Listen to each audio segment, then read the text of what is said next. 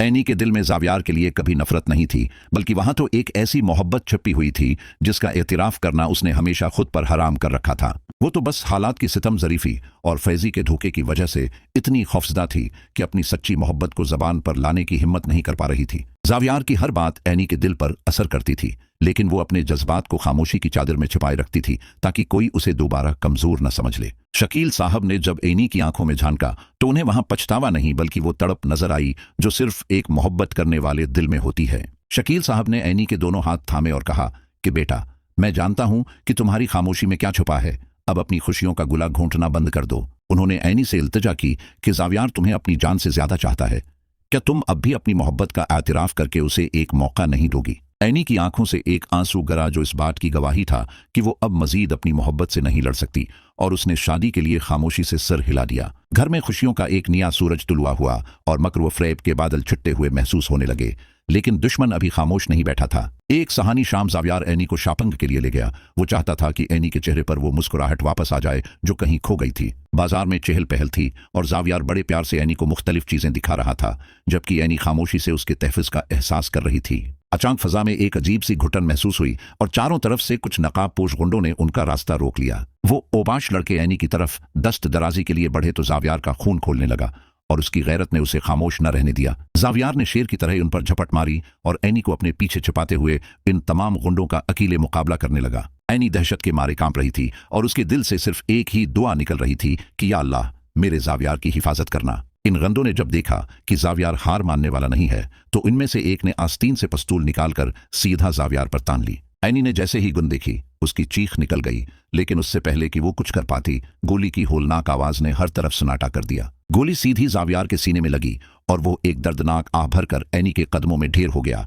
उसका सफेद करता पल भर में लहूलुहान हो गया। एनी दीवाना वार जावियार के पास गरी और उसका सर अपनी गोद में रखकर उसे होश में लाने की कोशिश करने लगी। उसकी चीखों से पूरा बाजार गूंज उठा। वो पागलों की तरह लोगों से मदद मांग रही थी कि कोई उसके जावियार को बचा ले, क्योंकि उसे लग रहा था कि उसकी पूरी कायनात अजड़ गई है। कुछ हमदर्द लोगों ने जावियार को उठाया और फौरन अस्पताल पहुंचाया, जहां डॉक्टरों ने उसे जिंदगी और मौत की कशमकश में पाया। इमरजेंसी वार्ड के बाहर एनी के आंसू थमने का नाम नहीं ले रहे थे।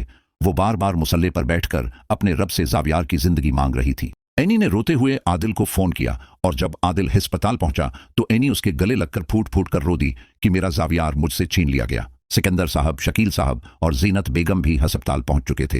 हर आंख नम थी सिवाय जीनत बेगम की आंखों के, जिनमें एक शैतानी सुकून था। सीनियर डॉक्टर ने बाहर आकर एक बहुत परेशान कुन खबर दी कि जावियार का बहुत ज्यादा खून बह चुका है और उसकी हालत बहुत नाजुक है। डॉक्टर ने कहा कि अगर अगले 1 घंटे में उसे खून न मिला तो हम उसे बचा नहीं पाएंगे, और इत्तेफाक से अस्पताल में उस ग्रुप का खून मौजूद नहीं था। एनी ने एक लम्हा जाया किए बगैर कहा कि डॉक्टर साहब, मेरा खून ले लें, मेरा और जावियार का ब्लड ग्रुप एक ही है, मैं उसे अपना खून दूंगी। एनी ने साबित कर दिया कि जिस मोहब्बत का उसने कभी एतराफ नहीं किया था वो उसके खून में दौड़ रही है और वो उसके लिए जान भी दे सकती है। डॉक्टरों ने एनी का खून निकालकर जावियार को लगाना शुरू किया तो आहिस्ता आहिस्ता जावियार के चेहरे की रंगत लौटने लगी और वो खतरे से बाहर आ गया। उधर आदिल खामोश नहीं बैठा था।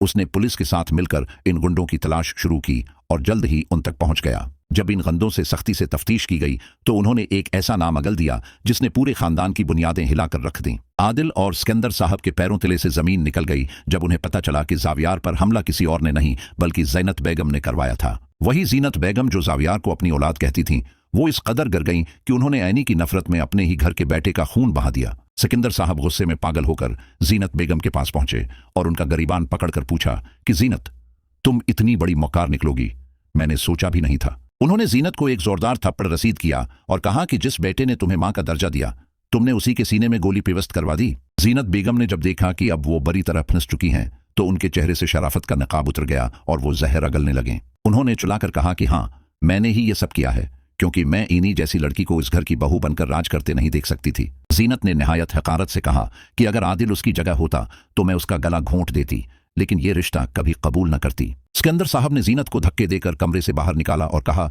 कि आज से तुम्हारा इस घर से और इस खानदान से कोई रिश्ता नहीं रहा। उन्होंने पुलिस को बुलाकर ज़ैनत बेगम को उनके हवाले कर दिया ताकि वो अपने उस घिनौने जुर्म की सजा जेल की सुलाखों के पीछे भगत सकें। अस्पताल में जब जावियार की आंख खुली तो उसने सबसे पहले एनी को अपने सामने पाया, जो कमजोरी के बावजूद उसके सरहाने बैठी थी। जावियार ने निहायत नहीफ आवाज में एनी का नाम लिया और एनी ने उसका हाथ थामकर पहली बार अपनी मोहब्बत का एतराफ कर लिया। एनी ने रोते हुए कहा कि जावियार, मैंने हमेशा तुमसे मोहब्बत की है, बस मेरा खौफ मुझे बोलने नहीं दे रहा था। मुझे माफ कर दो। जावियार की आंखों में खुशी के आंसू आ गए।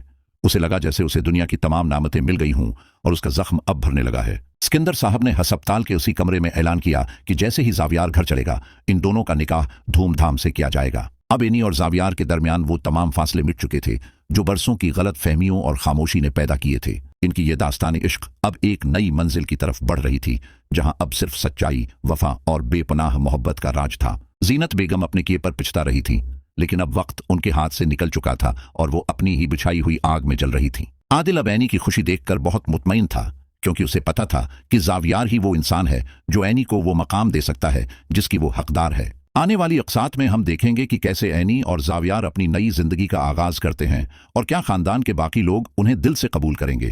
फासले की ये कहानी अब नफरतों के अंधेरों से निकलकर मोहब्बत की रोशनी में दाखिल हो चुकी है, जहां हर रिश्ता एक नए रूप में नजर आएगा। नाज़रीन, अब उस जज्बाती और सनसनीखेज अंजाम का बेसब्री से इंतजार कर रहे हैं, जहां सच्ची मोहब्बत की जीत और बुराई की अबरतनाक शिकस्त दिखाई जाएगी। रिश्तों की इस टूट फूट में अब जीत सिर्फ उसकी हुई जिसकी नीयत में खोट नहीं था और जिसने कुर्बानी देना सीखा था। एनी का हौसला और जावियार की बहादुरी अब इस ड्रामे की जान बन चुके हैं और हर कोई उनकी उस खूबसूरत जोड़ी के लिए दुआगो है। कहानी के अगले मोड़ पर हमें मजीद कई दिलचस्प वाकयात देखने को मिलेंगे जो आपके दिलों को छू लेंगे। क्या जीनत बेगम जेल से निकलकर दोबारा कोई वार करेंगी या फिर वो हमेशा के लिए उस कहानी से खत्म हो जाएंगी? ये सब जानने के लिए फासले की अगली किस्त का इंतजार करें, जहां अब सिर्फ खुशियों का जश्न मनाया जाएगा।